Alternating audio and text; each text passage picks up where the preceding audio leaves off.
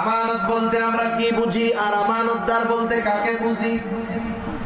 আমানত বলতে সাধারণত আমরা বুঝি আপনি আমার কাছে কোনো টাকা রাখলেন, সম্পদ রাখলেন, আমি যথাসময়ে আপনার টাকা আপনার সম্পদ ফিরিয়ে দিলাম। আপনি মনে করবেন হুজুর বড় আমানতদার, আমিও মনে করব আমি বড় আমানতদার। এতটুকুকেই আমরা এখন আমানত মনে করি, কিন্তু আমানত এতটুকুর মধ্যেই সীমাবদ্ধ নয়, বরং আমানত ব্যাপক এক জিনিস।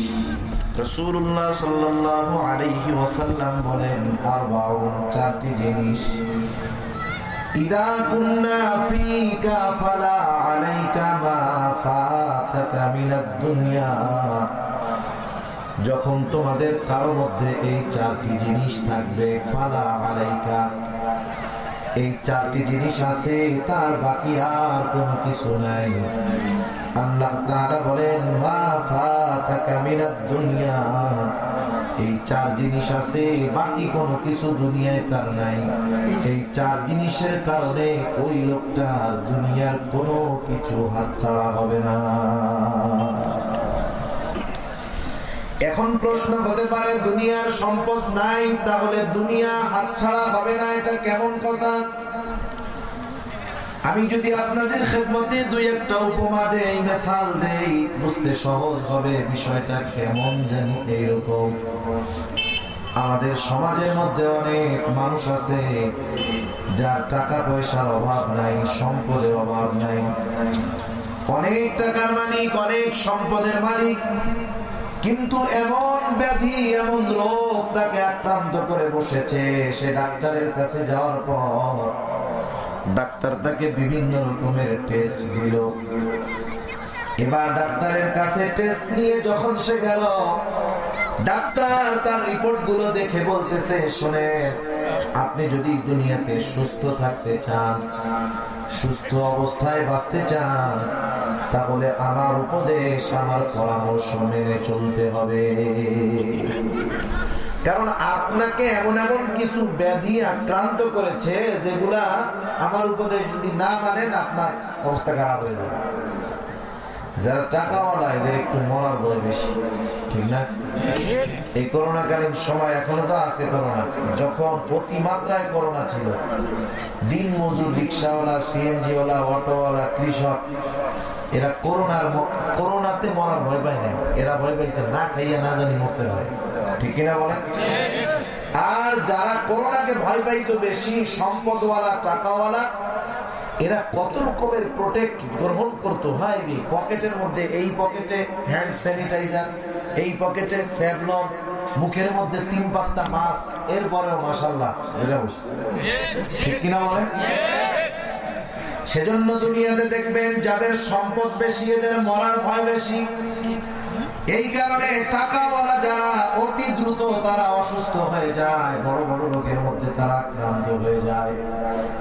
এবার ডাক্তার তাকে বলতেছে, শোনেন, আপনার রিপোর্ট গুলার মধ্যে যা, আপনি ডায়াবেটিসে আক্রান্ত, আপনি হৃদরোগে আক্রান্ত, আপনি কিডনি রোগে আক্রান্ত, শুধু তাই না, আপনার অতিমাত্রার ব্লাড প্রেশার হাই, একেবারে সুপার একটা রোগ আপনার।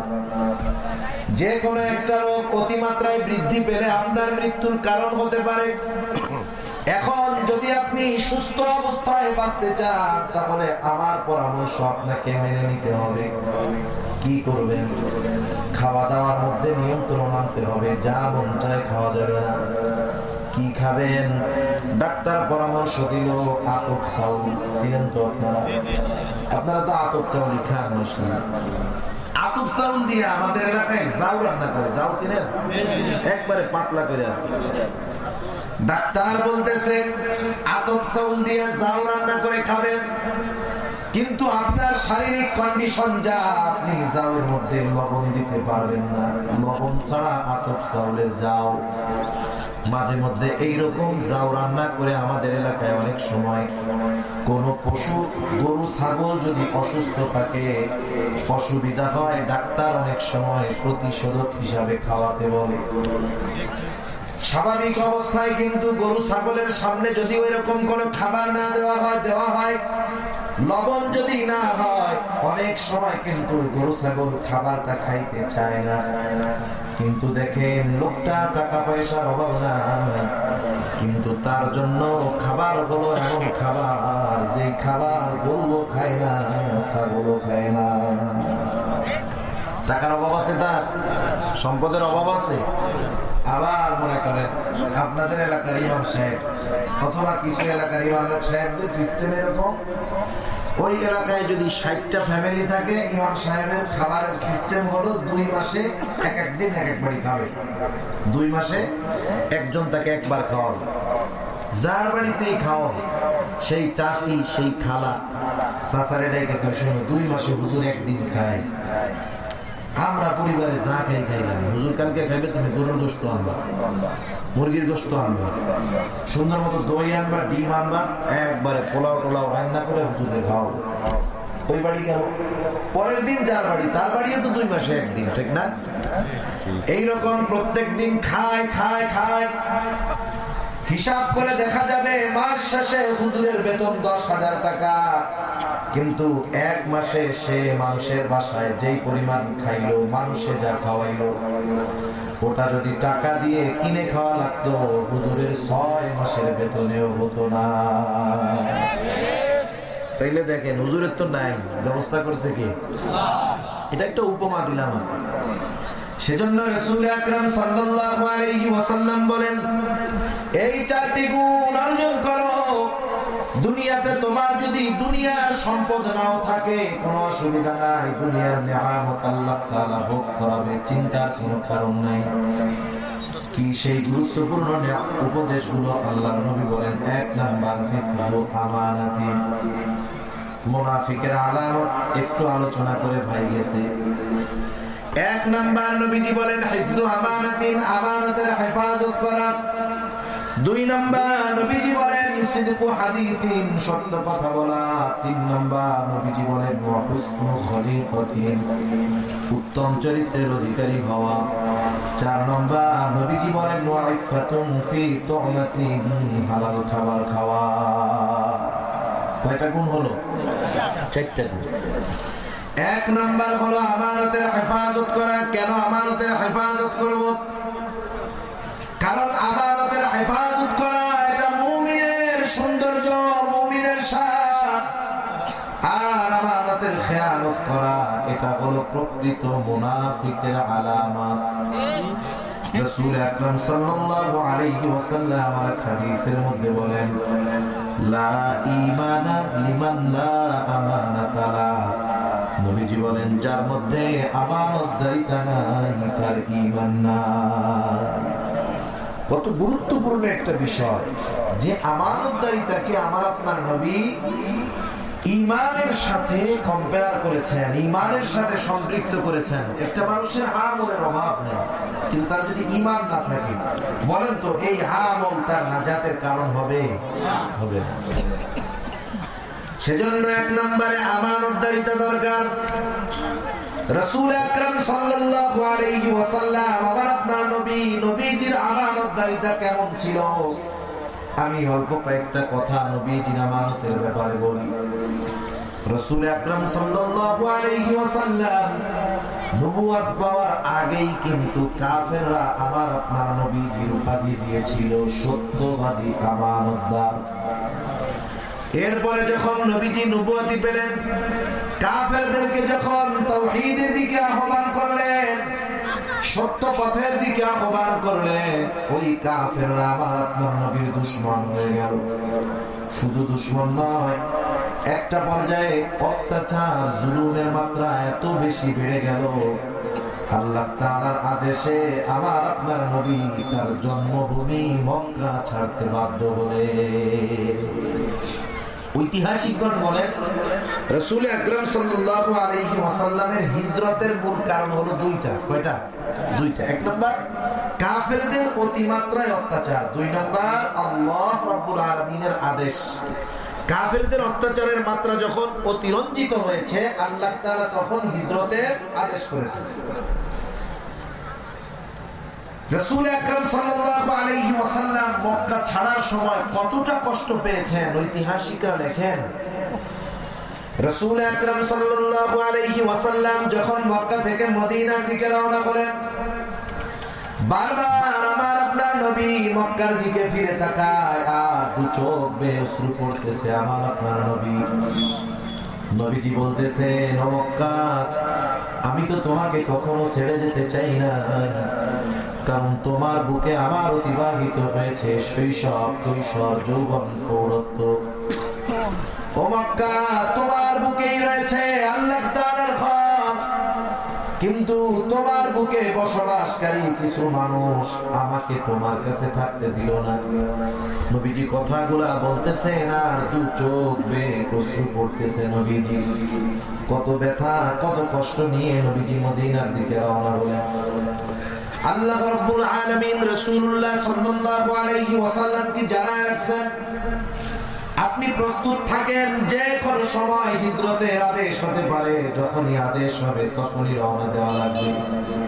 কারণ কাফেরদের অত্যাচার তখন সর্বোচ্চ মাত্রায় চলতেছে। শুধু তাই না, আবু জেহেল, উতবা, সাইবা, আশেপাশে যত গোত্র আছে সব গোত্রের সাথে একত্রিত হয়ে আমার আপনার নবীকে চিরতরে দুনিয়া থেকে বিদায় করে দেওয়ার ষড়যন্ত্র করেছে যে প্রত্যেক গোত্র থেকে এক একজন যুবক থাকবে, নবীজিকে হত্যা করতে যাবে এবং সবাই একসাথে নবীজির উপরে তরবারি পরিচালনা করবে, যাতে করে এক গোত্র আর এক গোত্রের দোষারোপ না করতে পারে। ওরা বলবে, তোদের গোত্রের বা তোদের বংশের লোক তো ছিল, যাতে ওদের ইউনিটি থাকে, একতাবদ্ধ থাকে, কেউ কাউকে দোষারোপ না করতে পারে। যাক, সিদ্ধান্ত হইল যে আজকে রাত্রে এই কাজটা সবাই করবে। রাসূলুল্লাহ সাল্লাল্লাহু আলাইহি ওয়াসাল্লামের বাড়ির চারদিকে তারা ঘিরে ফেলছে। ইতিমধ্যে আল্লাহ তাআলার পক্ষ থেকে আদেশ হলো, আজ রাতে আপনাকে হিজরত করতে হবে মদিনার উদ্দেশ্যে। চতুর্দিকে সশস্ত্র দুশমনেরা, শত্রুরা নবীজির ঘর ঘিরে রাখলো। কিন্তু চক্রান্তকারী যতই চক্রান্ত করুক না কেন, দুশমন যতই ক্ষতি করার প্রচেষ্টা করুক না কেন, বলেন তো আল্লাহ তাআলা যদি হেফাজত করে, দুনিয়ার কেউ কারো ক্ষতি করতে পারে নাকি? ফাল্লাহু খায়রুন হাফিযা, আল্লাহ তাআলা হলেন সর্বোত্তম নিরাপত্তা দানকারী। আল্লাহ তাআলা যদি কাউকে নিরাপত্তা দেয়, দুনিয়ার কেউ কারো ক্ষতি করতে পারে না। রাসূলুল্লাহ সাল্লাল্লাহু আলাইহি ওয়াসাল্লাম আল্লাহ তাআলার আদেশ বের হওয়ার জন্য প্রস্তুতি নিলেন। ঘরের মধ্যে রেখে গেলেন হযরত আলী রাদিয়াল্লাহু তাআলা আনহুকে। কারণটা কি? কারণ আমার আপনার নবী যখন হিজরত করবেন মদিনার উদ্দেশ্যে, ওই সময়ও কাফেরদের আমানত আমার আপনার নবীজির কাছে ছিল। ঐতিহাসিকগণ লিখে, কাফেররা যদিও আমার আপনার নবীর বিরোধিতা করত, কিন্তু তারা তাদের সম্পদ নিরাপত্তার জন্য, রক্ষার জন্য আমার আপনার নবীর কাছে আমানত রাখত। দুশমনি করতো যেই নবীর, সেই নবীর কাছে আমানত রাখতো। কোন কোন ঐতিহাসিক এমনও লিখেন যে কাফেররা তাদের নিজেদের সম্পদ নিজের কাছে যত নিরাপদ মনে করত, তার চাইতে বেশি নিরাপদ রাসূলুল্লাহ সাল্লাল্লাহু আলাইহি ওয়াসাল্লামের কাছে মনে করত। সুবহানাল্লাহ, চিন্তা করছেন, যেই লোকটার কথার উপরে ঈমান আনে না, যেই লোকটাকে মারার জন্য অপচেষ্টা করে, অথচ তার কাছেই কি আবার আমানত রাখে, তাইলে কতটা আমানতদার ছিলেন আমার আপনার নবী, এটা চিন্তা করার মতো অবস্থা আমাদের। সুবহানাল্লাহ। রাসূলুল্লাহ সাল্লাল্লাহু আলাইহি ওয়াসাল্লাম হযরত আলী রাদিয়াল্লাহু তাআলা আনহুকে বলে গেলেন, শোনো, এই আমানতগুলা যথাযথভাবে তার হকদার, তার মালিকের কাছে পৌঁছায় দিয়া এরপরে তুমি মদিনায় আসবা। আর আমরা বলে কি করতাম? আমরা চিন্তা করতাম, যাদের কারণে আমার এলাকা ছাড়া লাগতেছে তাদের সম্পদ ফেরত দিব, জ্ঞান পারলে আরো কিছু নিয়ে ভাবতাম, ঠিক না? কিন্তু রাসূলুল্লাহ সাল্লাল্লাহু আলাইহি ওয়াসাল্লাম কেমন অবস্থা চিন্তা করেন। একে তো ঘরের চতুর্দিক দিয়ে কাফেররা সশস্ত্র অবস্থায় ঘিরে রেখেছে, আবার হিজরতের উদ্দেশ্যে রওনা দিবেন, এমন অবস্থায়ও আমার আপনার নবীজি আমানতের ব্যাপারে কতটা সচেষ্ট ছিলেন। আমরা সেই নবীর উম্মত, অথচ আমানতদারিতার ব্যাপারে আমাদের অবস্থা অমুসলিমদের চাইতেও অনেক নিচে। আমানত বলতে আমরা কি বুঝি আর আমানতদার বলতে কাকে বুঝি? আমানত বলতে সাধারণত আমরা বুঝি আপনি আমার কাছে কোনো টাকা রাখলেন, সম্পদ রাখলেন, আমি যথাসময়ে আপনার টাকা আপনার সম্পদ ফিরিয়ে দিলাম। আপনি মনে করবেন হুজুর বড় আমানতদার, আমিও মনে করব আমি বড় আমানতদার।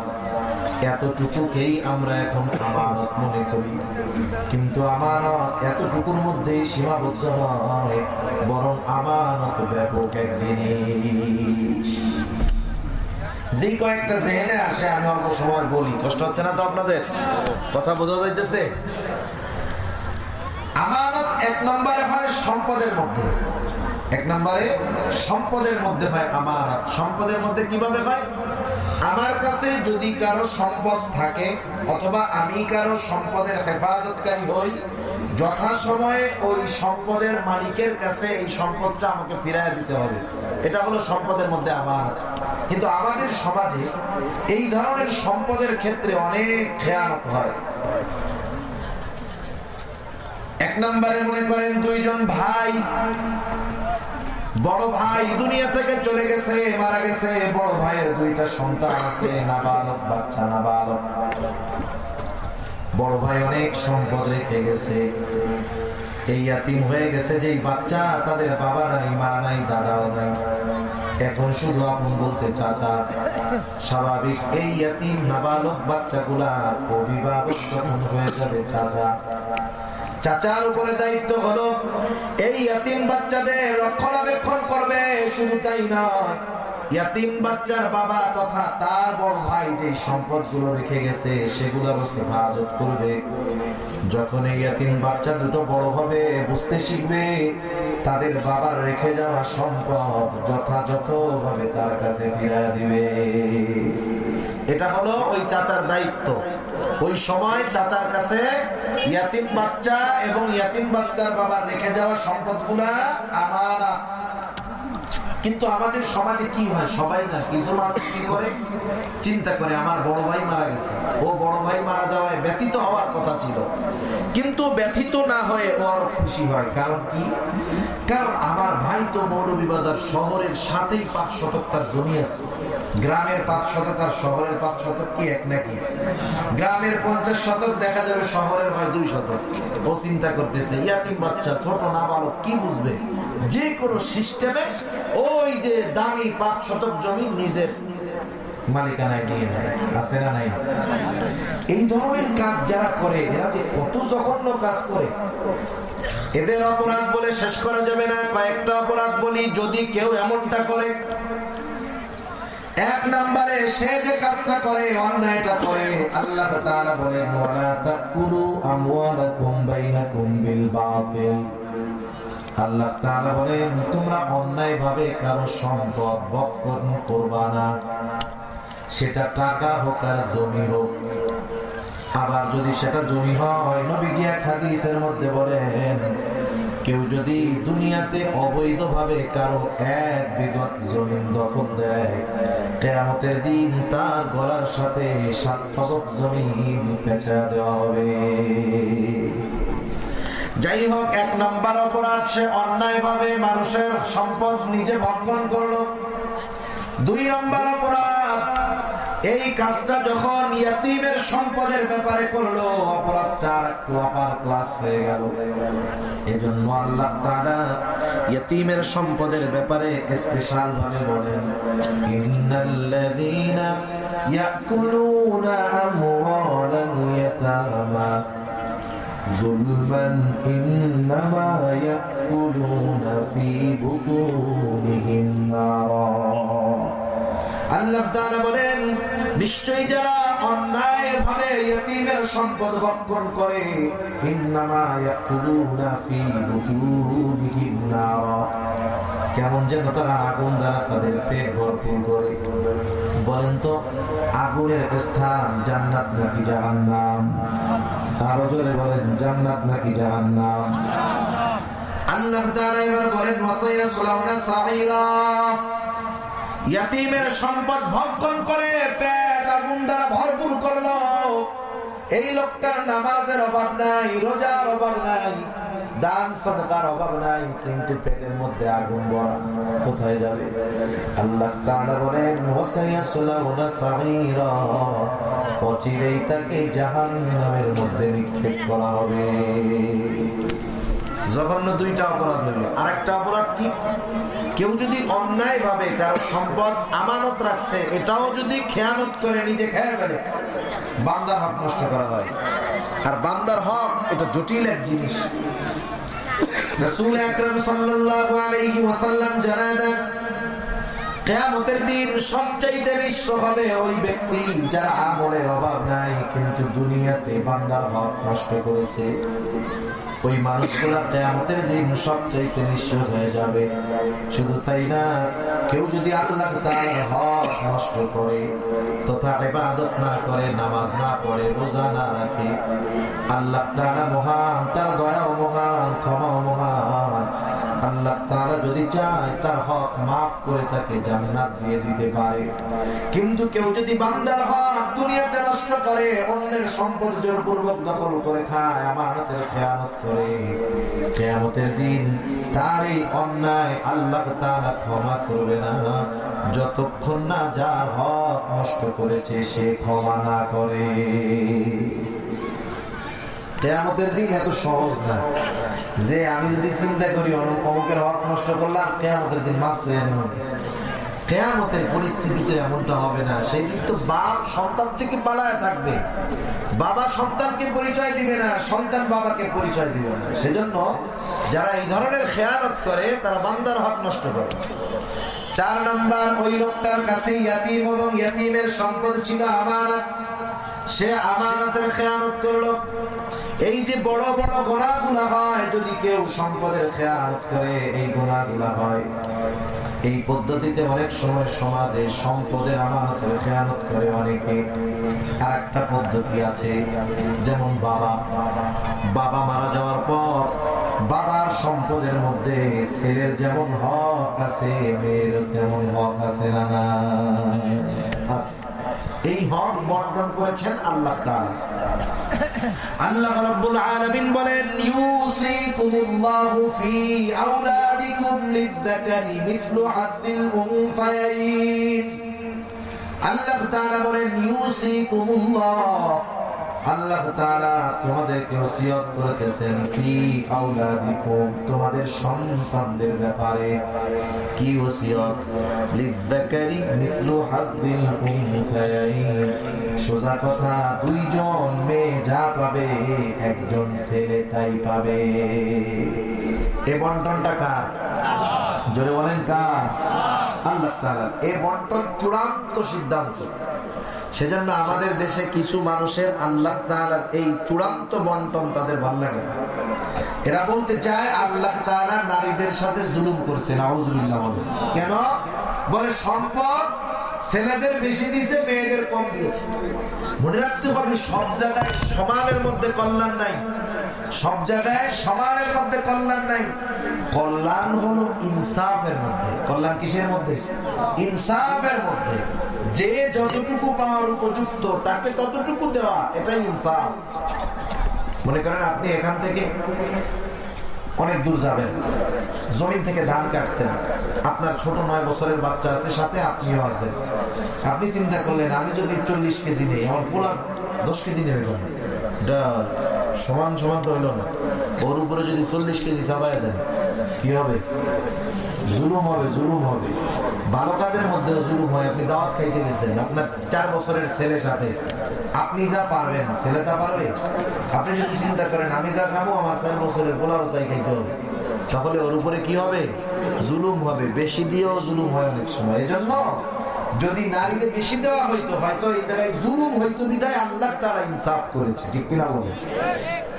নারীকে ঠকায় নাই, বরং যা দিছে এতে নারীরাও লাভ। ঠিক কিনা বলে? আল্লাহ রাব্বুল আলামিন এই সিদ্ধান্ত দিয়ে দিয়েছেন, চূড়ান্ত ফয়সালা নড়চড় করার ক্ষমতা কারো নাই। এখন সমস্যা হলো কি, বাবা মারা যাওয়ার পর অনেক ক্ষেত্রে যখন ওই বোনদের বিবাহ হয়ে যায়, বাবার সম্পদ সব একা ভাই দখল করার চেষ্টা করে। বোনরা যখন বেড়াতে আসে ভালো মন্দ খাওয়ায়, কোনো অসুবিধা নেই।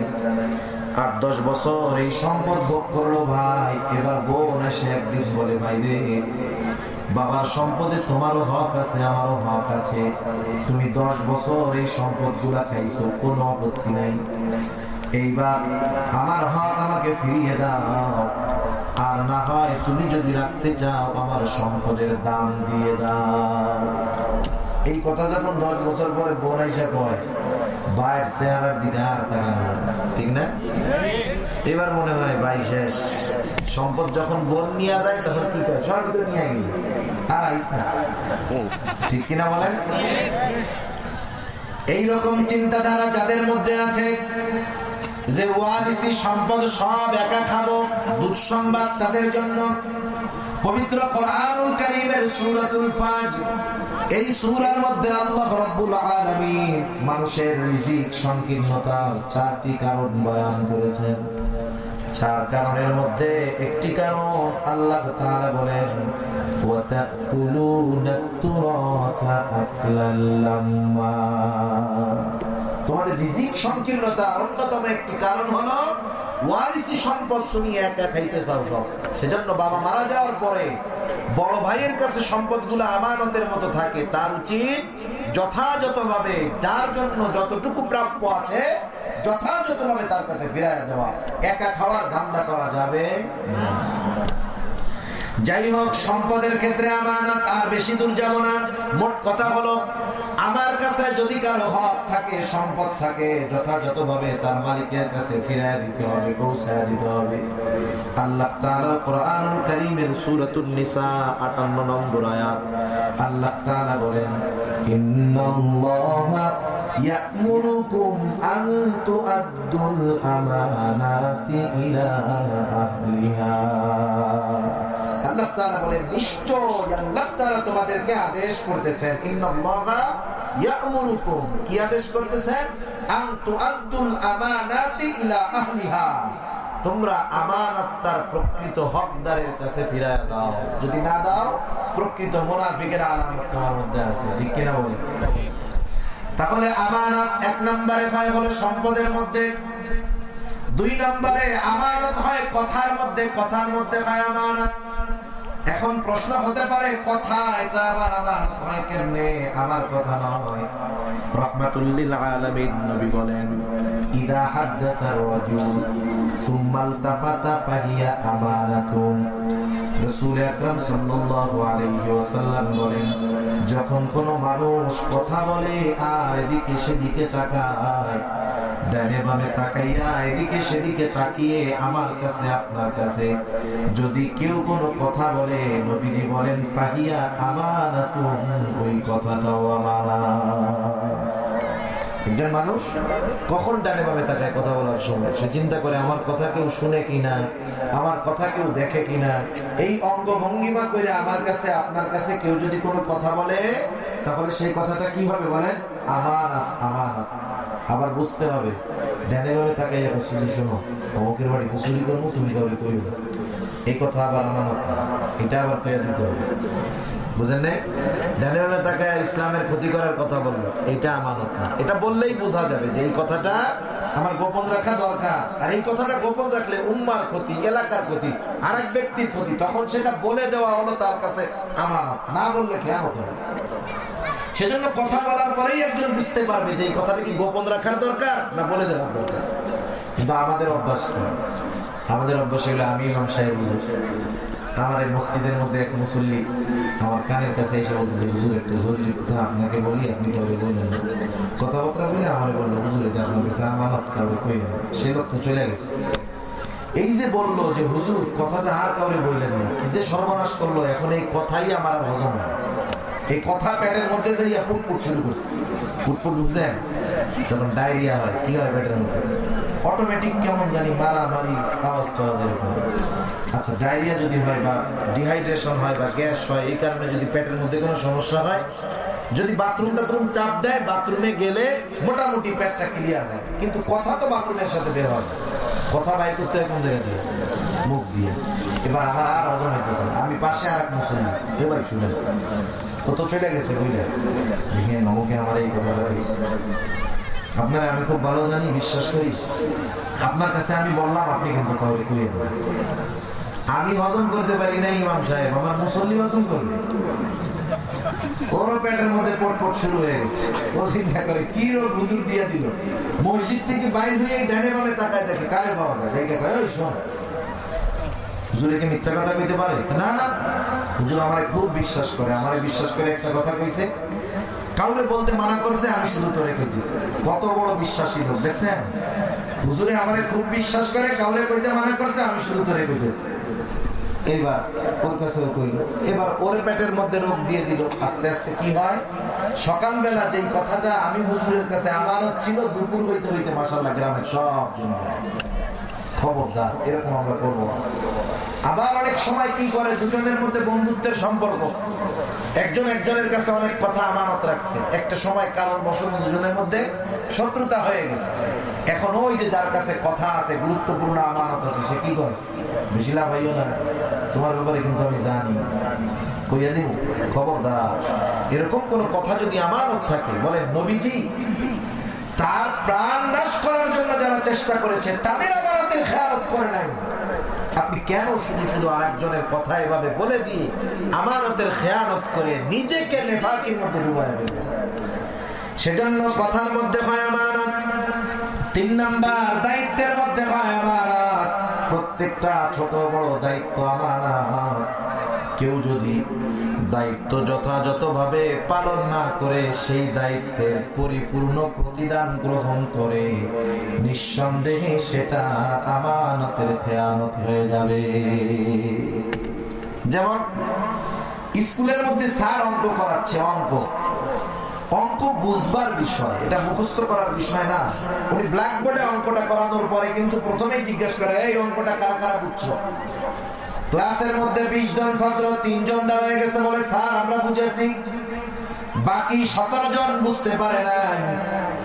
এখন বলেন তো সবার মেধা কি এক নাকি? কেউ একবারে বোঝে, কাউকে বোঝানোর জন্য 10 বার বলা লাগে। 3 জন বুঝতে পারছে, বাকি 17 জন বুঝে নাই, বলে স্যার বুঝি নাই। এবার স্যারের দায়িত্ব হলো তার ক্লাসের সময়ের মধ্যে বাকি 17 জন ছাত্রকে অঙ্কগুলা বা অঙ্কটা বোঝানোর চেষ্টা করা। এরপরে যদি না বুঝে আলাদা প্রাইভেট পড়ায় বোঝাবে, কোনো অসুবিধা নেই। কিন্তু এখনকার জামানা সব শিক্ষক নয়, অধিকাংশ শিক্ষক যখন ছাত্র ক্লাসের মধ্যে অঙ্ক বোঝে না, ইংরেজি বোঝে না, এইবার স্যার বলে সব কিছু কি ক্লাসে বোঝা যায় না। আমি সকাল 7টার সময় ওই যে অঙ্ক প্রাইভেট পড়াই, ওই বেসে এসে অঙ্ক করি, সেখানে বুঝতে পারবে। আছে না নাই বলেন?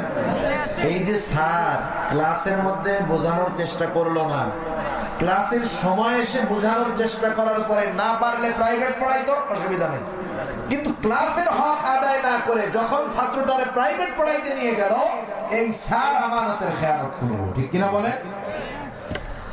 অথচ দেখেন আমাদের অতীতের মানুষ কেমন ছিল। একজন বুজুর্গ, তার নাম হলো মাজহার নানুতুবি রাহমাতুল্লাহি আলাইহি।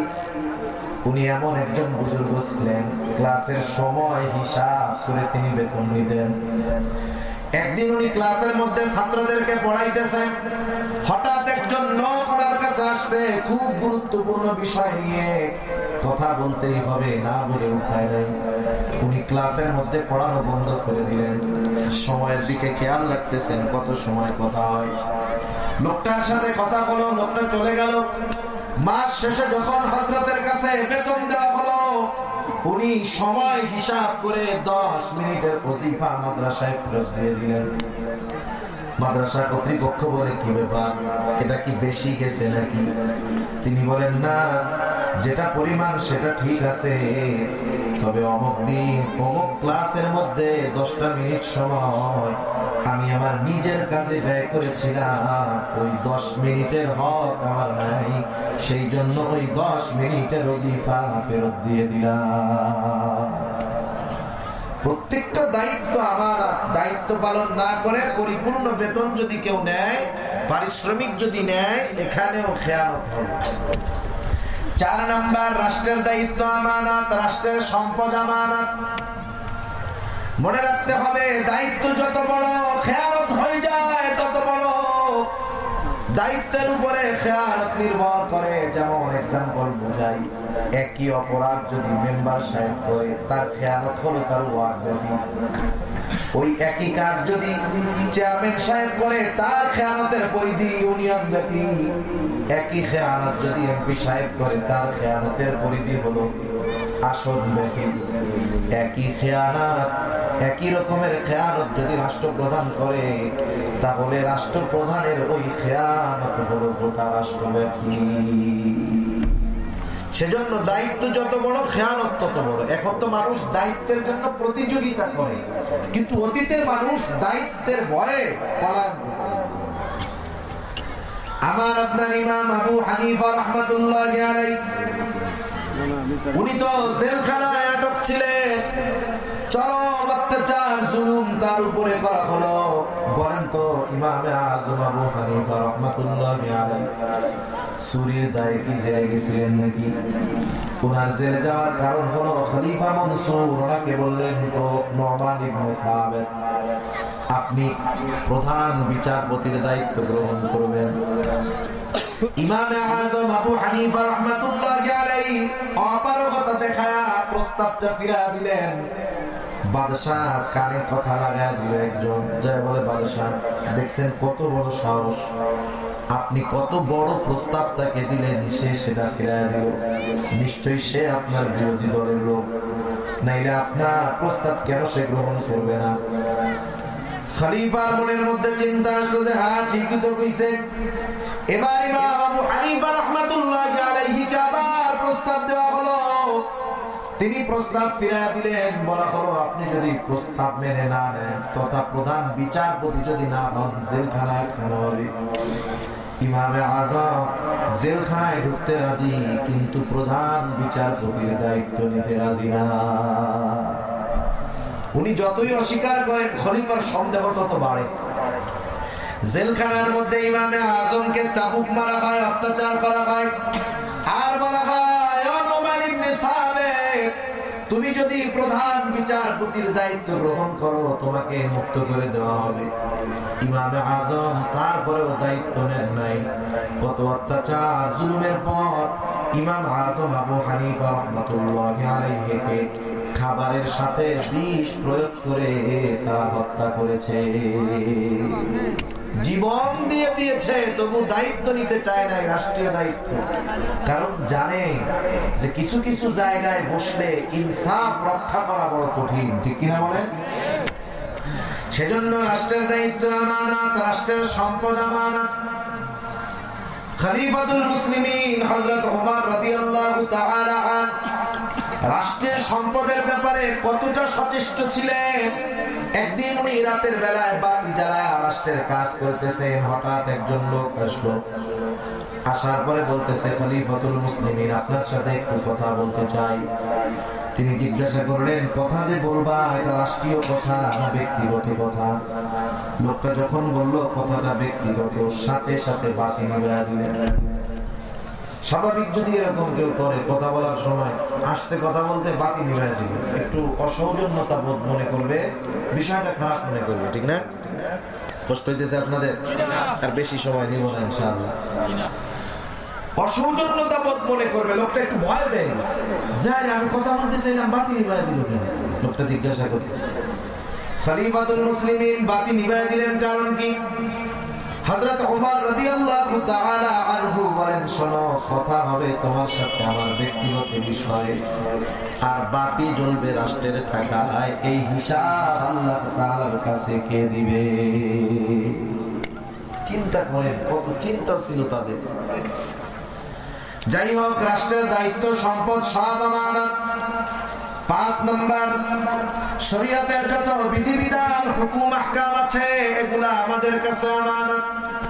আল্লাহ তাআলা কুরআনুল কারীমের মধ্যে বলেন, ইন্না আরাদনাল আমানাতা আলাস সামাওয়াতি ওয়াল আরদি ওয়াল জিবাল فأبين أن يحملنها وأشفقن منها وحملها الإنسان আল্লাহ রাব্বুল আলামিন বলেন, নিশ্চয় আমি এই আমানত আসমানের কাছে, জমিনের কাছে, পাহাড়ের কাছে পেশ করলাম। তারা এই আমানত গ্রহণ করলো না, ভীত শঙ্কিত হয়ে গেল। ওয়া হামালাহাল ইনসান, মানুষ এই আমানত গ্রহণ করলো। কি সেই আমানত? মুফাসসিরিনে কেরাম বলেন সেই আমানত হলো কোরআন। কোন মুফাসসির বলেন সেই আমানত হলো শরীয়তের বিধিবিধান। কোরআন শরীয়তের বিধিবিধান একই কথা। এখন শরীয়ত যত বিধিবিধান আমাদেরকে দিয়েছে, যেমন নামাজ পড়া, কেউ যদি নামাজ না পড়ে তার কি হয়? নিঃসন্দেহে গুনাহ হয়, কবিরা গুনাহ, কোনো সন্দেহ নেই। এই নামাজ না পড়ার দ্বারা একটা গুনাহ, আরেকটা হলো নামাজ পড়া কার আদেশ? আল্লাহ তাআলার প্রত্যেকটা আদেশ আমাদের কাছে আমানত। নামাজ না পড়লে একটা গুনাহ আছে। আবার এই যে আল্লাহর আদেশ মান্য করলো না, এজন্য এই আদেশটা ছিল আমানত, এটা করা হলো খেয়ানত। আবার আল্লাহ তাআলার প্রতিটা নিষেধ আমাদের কাছে আমানত। যেমন আল্লাহ তাআলা গুনাহ থেকে বাঁচতে বলেছে, আমাদের দৃষ্টিকে অবনমিত রাখতে বলেছে, বেগানা নারীর দিকে তাকাইতে মানা করেছে। এখন কেউ যদি অন্যায়ভাবে চোখ দিয়ে কোনো গুনার জিনিস দেখে, এক নম্বরে যেই পাপটা করলো চোখের দ্বারা তার গুনাহ হলো। দুই নাম্বার, এই গুনাহটা করতে আল্লাহ নিষেধ করেছিলেন, এই নিষেধটা ছিল আমানত। তাহলে গুনাহ হলো, আবার আমানতের খেয়ানত হলো। এই জন্য আমরা যদি আল্লাহ তার বিধি নিষেধ না মানি, না মানার গুনাহ শুধু হয় তা নয়, বরং আমানতের খেয়ানতের গুনাহ হয়। এরপরে এই জানমাল আমার আপনার কাছে আমানত, আমার জানমাল আমার আপনার কাছে আমানত। আল্লাহ তাআলা কোরআনুল কারীমের মধ্যে বলেন, ইন্নাল্লাহা আশতারা মিনাল মুমিনিনা আনফুসাহুম ওয়া আমওয়ালাহুম বিআন্না লাহুমুল জান্নাহ। আল্লাহ তাআলা বলেন, নিশ্চয়ই আল্লাহ তাআলা মুমিনের জান এবং মালকে জান্নাতের বিনিময়ে ক্রয় করে নিয়েছেন। বেচা কেনা হবে এমন নয়, বরং বেচা কেনা হয়ে গেছে। বেচা কেনা যদি হয়ে গিয়ে থাকে, বলেন তো আমি আপনি আমার আপনার জানমালের মালিক আছি নাকি? আছি? মালিক নাই। কেমনে নাই? একটা উদাহরণ মনে করেন, আপনি সকালবেলায় মুরব্বী ফজরের নামাজ পড়ে হাঁটতে বেরোচ্ছে। মানুষ যখন মর্নিং ওয়ার্কে বের হয়, ফজরের নামাজ পড়ে যখন হাঁটতে বের হয়, তখন স্বাভাবিক পকেটে টাকা পয়সা থাকে না, এমনিই বের হয়, ঠিক না? রাস্তা দিয়ে হাঁটতেছে, হঠাৎ দেখলো যে একজন লোক ওই রাস্তার মোড়ে সুন্দর মতো একটা জায়গায় অনেকগুলা কদু নিয়ে বসে আছে। কদু চিনেন? কদু কোন জায়গায় বলে লাউ, কদু একই কথা। স্বাভাবিক যারা একটু নামাজ কালাম পড়ে, দ্বীনের প্রতি মহব্বত আছে, কদু তরকারির উপরে তাদের একটা বাড়তি আলাদা একটা আকর্ষণ আছে। কারণ এটা রাসূলুল্লাহ সাল্লাল্লাহু আলাইহি ওয়াসাল্লামের প্রিয় একটা তরকারি। এটা খুব উপকারী, অনেক উপকারী তরকারি। যাদের হাই প্রেশার আছে, ডায়াবেটিস আছে, ব্লাডে অনেক ফ্যাট আছে, তারপরে হার্টের সমস্যা আছে, এই ধরনের মানুষগুলো যদি কন্টিনিউ কদু খায়, আলহামদুলিল্লাহ উপকার হবে। এটা চিকিৎসা বিজ্ঞান বলছে।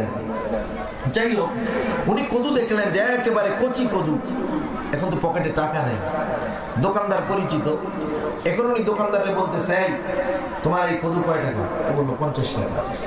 আচ্ছা, আমি এটা 50 টাকা দিয়ে নিব, কিন্তু 1 ঘন্টা পরে টাকা দিব, তুমি কি আসো এখানে? রাজি আছো? তো বললো আচ্ছা ঠিক আছে, এই যে কদু আপনি নিলেন, 1 ঘন্টা পরে এসে টাকা দিয়ে আপনি নিয়ে যান। এখন বলেন, উনি তো হাঁটতে চলে গেল, কদুওয়ালার কাছে আছে, আর টাকা এখনো চাচার কাছেই আছে। বলেন তো, কদুওয়ালার কাছে যদিও কদু আছে, কিন্তু মালিকানা আছে নাকি? মালিকানা কার? ওই চাচা। অনুরূপ ভাবে দেখেন, জানমাল আমার আপনার কাছে আছে, কিন্তু মালিকানা নাই। কদুওয়ালার কাছে আছে, কিন্তু মালিকানা নাই। এখন এই কদু ওই মালিক ইচ্ছা করলে ওই মানুষটা 50 টাকার জায়গায় যদি 70 টাকা কেউ দাম বলে, সে বিক্রয় করার অধিকার রাখে না। কারণ এখন তার মালিকানা নাই। 1 ঘন্টার মেয়াদ আছে, এর মধ্যে যদি চাচা আসে, সে নিয়ে যাবে। সময় পার হলে সে ভিন্ন কথা। এখন দেখেন কত সুন্দর সিস্টেম। জানমাল আমার আপনার কাছে আছে, এটা আমানত। আমানতের জিনিস ব্যবহার করার অনুমতি নাই। কারণ আমানতের বিষয়টা হলো এমন, কেউ মনে করেন আপনার কাছে একটা 500 টাকার নোট দিয়ে বলল এইটা আপনার কাছে আমানত। মনে রাখতে হবে, আমি আপনি এই চিন্তা করতে পারবো না সে তো 500 টাকা দিল, এটা দিয়ে মাছ কিনে নিয়ে যাই, আবার বাসার থেকে যখন চাবে 500 টাকা একটা দিয়ে দিব, এটা হবে না। বরং হুবহু যেই 500 টাকার নোটটা আমানত দিয়েছে সে যখন ফেরত যাবে সেটাই তাকে ফেরত দিতে হবে।